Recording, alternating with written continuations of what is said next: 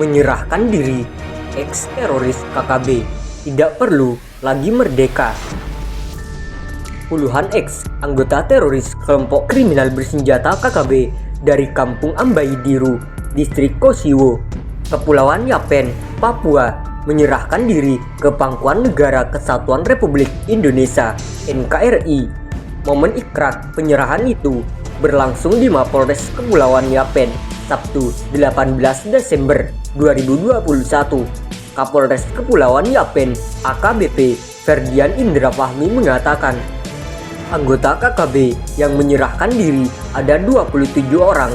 Mereka bersedia kembali jadi bagian NKRI imbas penegakan hukum yang dilakukan aparat gabungan TNI Polri di Kampung Ambai Diru pada 8 Desember 2021 lalu.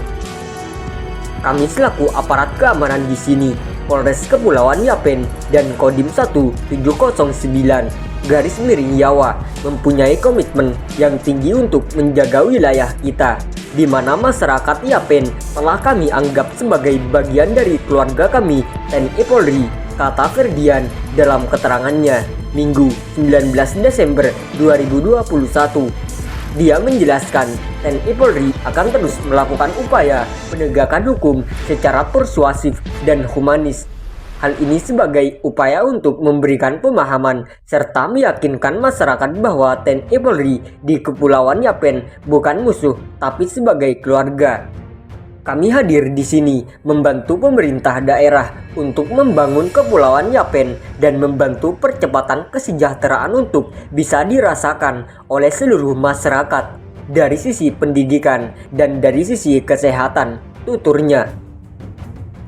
Kepolisian menyambut baik upaya nyata puluhan ex-KKB yang hadir di Polres Yapen untuk menyerahkan diri ke NKRI. Apalagi saat itu ikrar setia ex-anggota KKB itu dilakukan juga dengan mencium bendera merah putih. Menurut dia, Papua dari dulu adalah bagian Indonesia. Kata dia, Indonesia adalah Papua dan sudah tidak ada lagi perjuangan-perjuangan yang di luar. Dia bilang tak ada lagi yang namanya perjuangan mengatasnamakan Papua Merdeka atau West Papua, Papua Barat. Ferdian mengatakan, sebagai calon generasi penerus bangsa, saat ini tugas utama mesti bantu pemerintah dalam upaya kesejahteraan masyarakat. Pun ia bilang perlu menambahkan kualitas sumber daya manusia (SDM) khususnya di Kabupaten Kepulauan Yapen. Sementara itu, Dandim 108 Yawa Letkol IN Catur Prasetyo Nugroho menyampaikan keberadaan TNI Polri di Papua bukan untuk menakut-nakuti KKB. Menurutnya, saat ini perlu bersama-sama memajukan pembangunan yang ada di wilayah Kepulauan Yapen. Perlu diketahui, sesuai dengan petunjuk Panglima TNI, kita ini menyadarkan teman-teman yang berseberangan bahwa kita adalah NKRI. Jadi, tidak ada lagi yang berpikir Papua itu akan merdeka, tutur Catur. Sementara salah satu seorang ex-anggota KKB yang menyerahkan diri mengatakan aksinya berdasarkan keikhlasan. Ia mengakui sudah berada di jalan yang salah dengan menjadi bagian KKB. Maka itu, ia menegaskan saat ini ingin kembali untuk mewujudkan persatuan Republik Indonesia.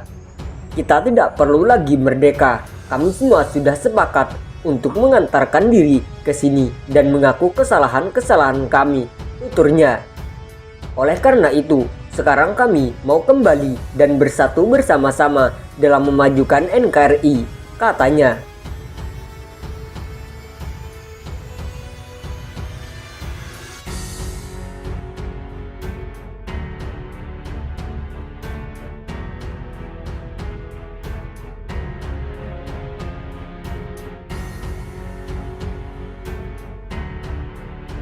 Bupati PK, masyarakat Moskona tolak KKB, butuh pembangunan. Melansir dari Koreri.com, Manokwari, Bupati Teluk Bintuni, IR Petrus Kasihiwau, MT menegaskan masyarakat Moskona menolak dengan tegas kehadiran kelompok kriminal bersenjata KKB di daerah mereka. Yang mereka dibutuhkan masyarakat Moskona yaitu pembangunan infrastruktur jalan, untuk menghubungkan distrik hingga kampung-kampung agar dapat mempermudah mereka dalam kebutuhan transportasi darat dan juga sektor ekonomi meningkat.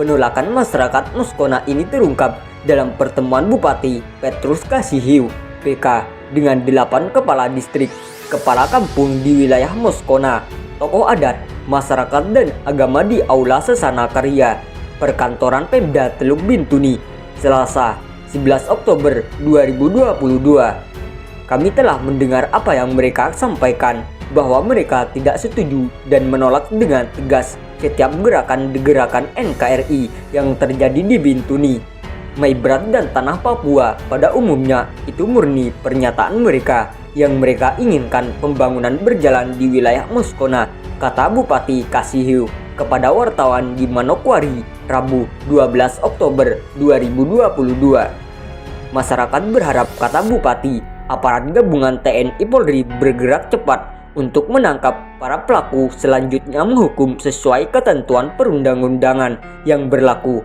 karena sudah melakukan pembantaian terhadap 14 warga sipil sebagai pekerja proyek ruas Jalan Trans Papua Barat. Bintuni Maibrat, Kamis 29 September 2022 di Kampung Meyerga, distrik Moskona Barat, yang mengakibatkan 4 orang tewas dibunuh. Masyarakat Moskona akan melakukan aksi pemulihan kembali dengan melaksanakan deklarasi damai dan pesta rakyat di Meyerga, ibu kota distrik Moskona Barat, untuk memperlihatkan kepada masyarakat di luar Teluk Bintuni, bangsa dan negara bahwa kabupaten ini damai. Ditambahkan Bupati Kasihiw bahwa tenaga pendidikan dan kesehatan yang sudah meninggalkan tempat tugas akibat dari adanya berita-berita hoax yang berkembang. Karena itu diupayakan supaya mereka segera kembali bertugas ke tempat tugas masing-masing.